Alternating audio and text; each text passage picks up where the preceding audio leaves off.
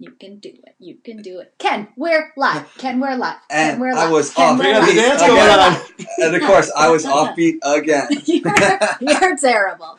You're the worst. I'm always offbeat. Ken, first of all, Ken just called us out. Me, personally, for being offbeat. Every time I come in.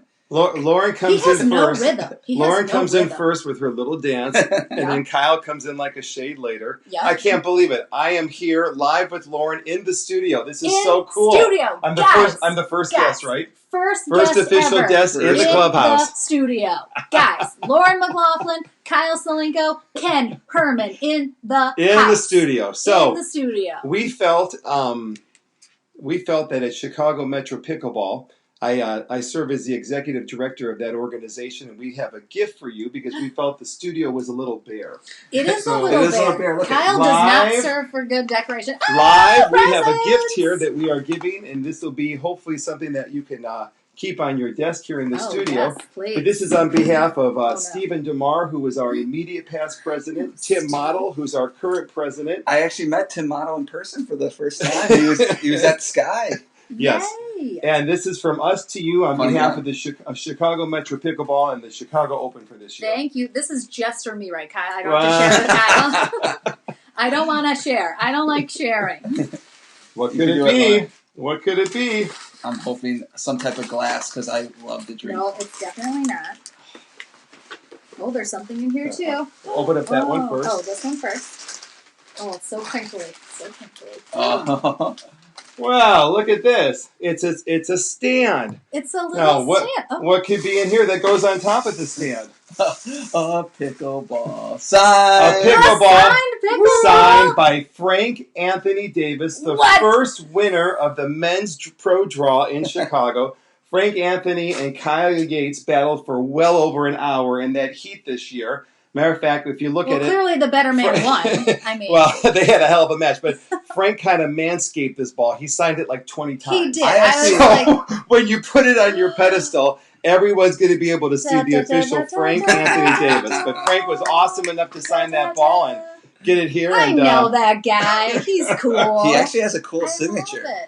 It's a little... I like the fad signature. Fad signature. Frank is in the house. It's like a toddler sort of doodled on it also. So there's that too. Frank's going to come back this year, defend his title, and there you go. Your first little tchotchke in the clubhouse. So exciting. Hello. Kirsten. I'm going to say Kirsten because it's K-I-R. Thank you for joining. Guys, we have an awesome no smoke hot take today. Ken's here. We're going to be joined a little later with Rick Witzkin's going to join us. Chad, what's Chad's last name? Chad Cromwell. Chad Cromwell's going to be joining us. We just have all the people. All the people are coming on this hot take. It is a special series hot take about the U.S. Midwest Southern Series. So we are getting all the dirt, all the info, and we have a big special announcement. Two special announcements tonight. Guys, 2 special announcements. Ken, we've never had this many people watching live ever. How many do we have right now? No, we've had 30. Well, not 30 people. Whoa, we got a family here. I love it. We had like 40-something before, Lauren. Don't short us. I just feel like this quickly, though. Not this quickly. All right. People are like, oh my gosh, it's Ken Herrmann. It's all my Italian Catholic family. That's probably all the people all that your family is Lauren, should we get into it? Who is Ken Herrmann? Who is Ken Herrmann? Look at we put your logo up, Ken. There it is. The logo. Right above him. All right, guys. U.S. Midwest Southern Series. I hope you have heard of this. It's the first amateur and professional pickleball series. It's happening next year. We already have, 8 stops? We've got 8 series events, 8 tournaments on the series. That's right. Goodness gracious. Okay, so this is like a huge deal. The future of pickleball. Big things coming. Walk us through how we got to this, Ken. What was your vision? What was your thought process? I know. How did you pull your hair out over getting this thing together? Was it just a one late drunken night, or was it just like an epiphany during a pickleball tournament? A light bulb in the shower. My wife will say that I spent a lot of time last year. You know, when we formed Chicago Metro Pickleball, there's 2 people that founded that corporation with myself. It was Marina Olmar and Dana Joseph, and they 2 are the co-founders with it.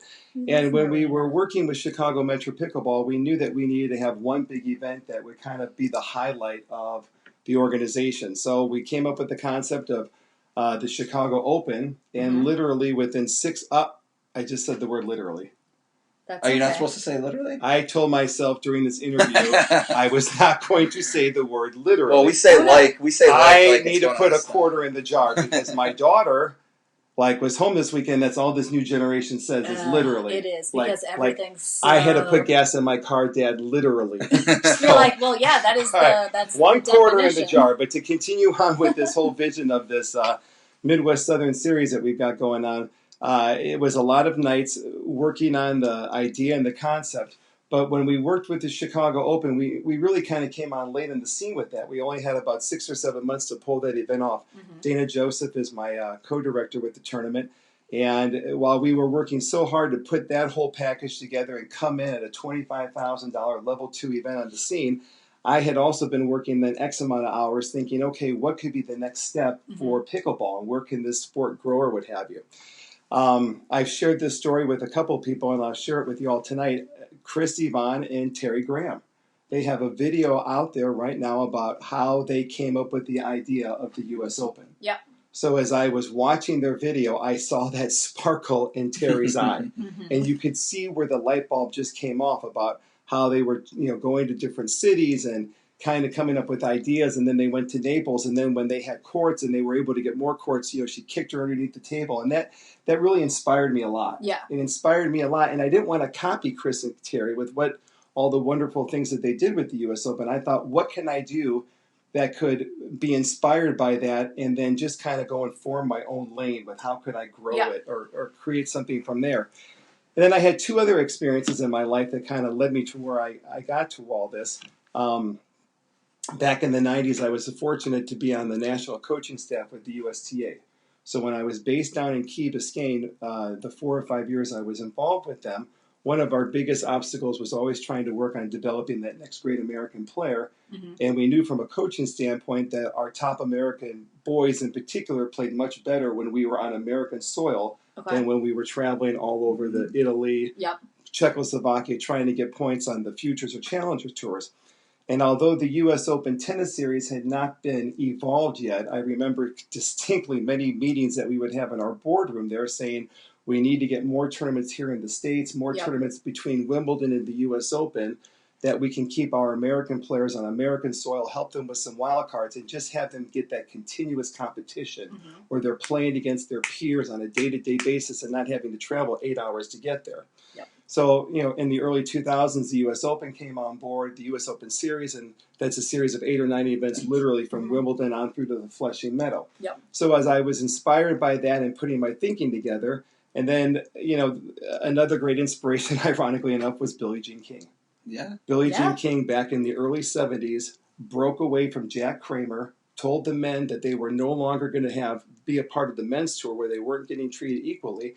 And they broke away, and there were 10 or 11 ladies that formed their own series, paying for a little bit of money, and they started off small. They started off with 6, 7, 8 series all within a region because they were having to get sponsors for themselves. And then as the series grew, it now became in the WTA, and now where they were playing maybe for hundreds of dollars back in 1970. Now Serena's out there winning millions of dollars.